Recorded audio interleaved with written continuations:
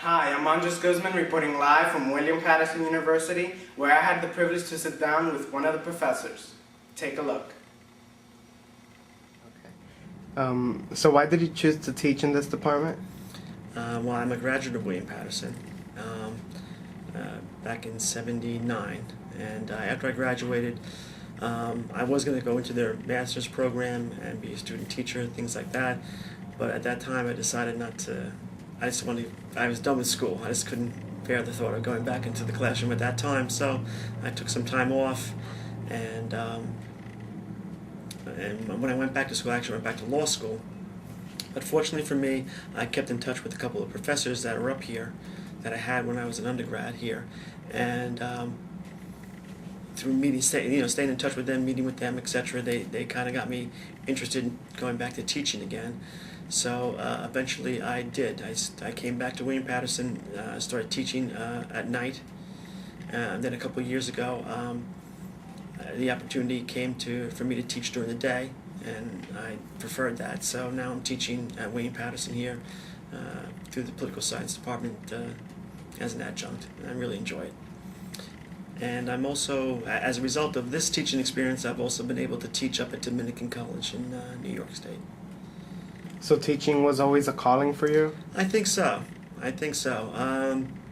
That was my intentions from the get-go. Like I said, after I graduated, I thought I was going to teach. I just couldn't. The thought of being back in the classroom right away, it just didn't appeal to me. So I went back. I was out in the workforce for 3-4 years, and then like in my late 20s or so, I decided to go back to school. But by the time I made that decision, I decided on law school. I'm glad I did. I mean, law school was a tremendous experience, very valuable learning experience, not just for the practice of law, but in general. So why did you choose to teach at a college level? Yeah, that's a good question. Yeah, because there's all opportunities to teach out there.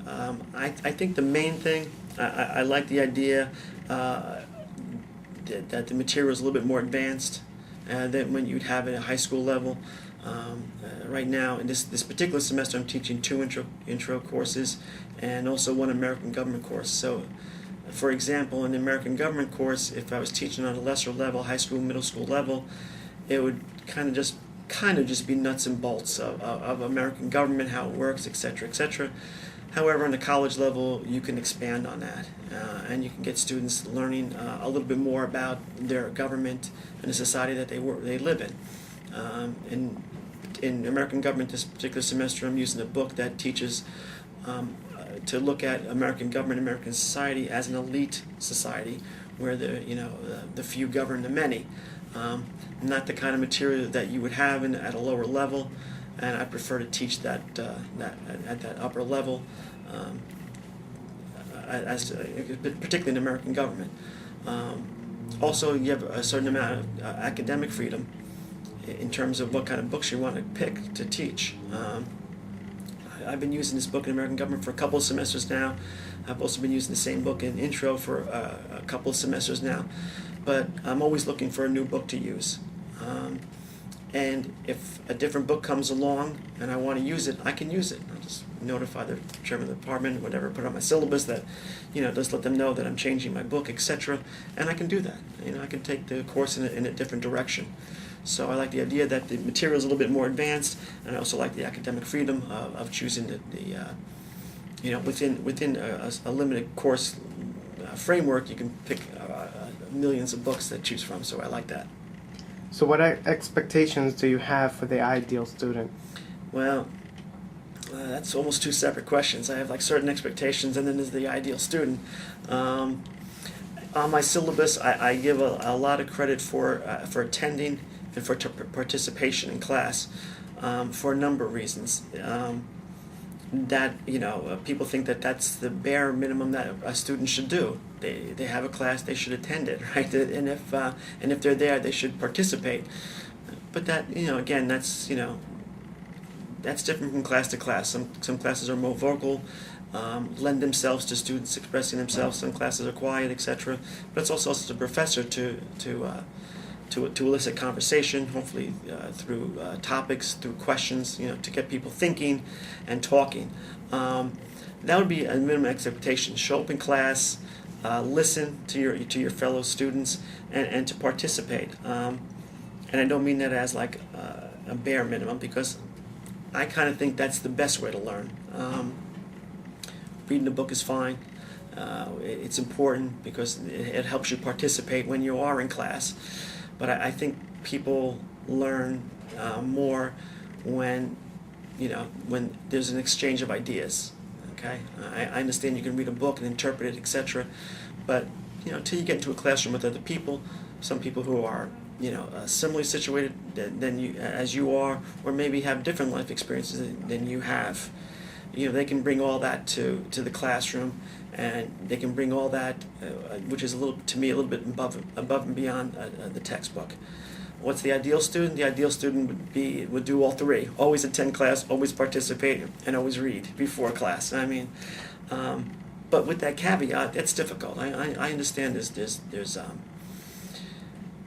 students have different concerns, different problems, different time limitations. I'm also very aware that American government and introduction to politics are usually like GE type of classes. It's very, very rare that I get a political science major in my class. So I don't say that like as if I would like dumb down the class for everyone else. No, I'm not saying that at all. But what I'm saying is that, and even on my own experience when I was in school, is that you tend to, if you have time limitations, you tend to give it to your major. You tend to, what your major is, that's what gets the time. And sometimes, not just political science courses, but other courses that are not required in a major tend to, not get the time and attention that it should get in terms of reading and reading ahead of time for class. To me, when you say expectations, fine, I understand this time problem sometimes, but come to class and participate. I mean, that's not asking a lot. So what advice can you give us or to any students out there? That's another good question. I find that it varies even from school to school. Because I think most of the time when you hear people give advice to kids in college, they say, these are the best 4 years of your life. Go out, have a good time. You never have this time again. Unfortunately, that's not reality for a lot of key people. Not so much in this school, but it could be in this school. But in a lot of schools, a lot of students are not. Don't have that luxury of just going to class and not having to worry about anything else. So just show up in class and. Maybe their parents are paying for school, maybe their loans, and they have to worry about it later on. But so my advice is that as difficult as going to school can be, meaning that people have different issues in life. Some people work their way through school. Like I told you earlier, I was at William Patterson from 75 to 79, and my parents couldn't afford to pay me to go to school, and that back then it was cheap. So I worked full-time just about, and went to school full-time. Very difficult. So I wasn't one of those kids who just go have a fun time, I was working, and I think I see that a lot. I see that a lot in this school, even in Dominican when I teach. Single parents sometimes people, going to school full-time and they have kids. These are all variables that, that the traditional advice of just go have fun, it's the best 4 years of your life, doesn't work. However, that said, my best advice to you is that don't waste time, okay? Because that's the easy trap to fall into, okay? Understanding you have other issues, other problems, other time constraints, all those kind of things, I understand play into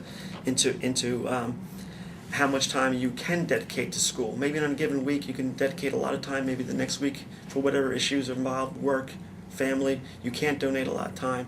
So I guess my question, my advice is don't waste time, okay?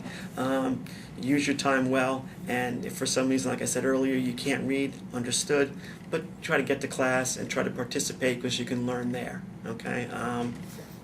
So I guess my advice is really, time is precious, don't waste it, even though, and if you have a lot of issues, in addition to just going to school, well then you should really be, really be mindful of not wasting time and how to use your time well. And that's pretty much my advice. I'm Andres Guzman signing off. Rosemary, back to you.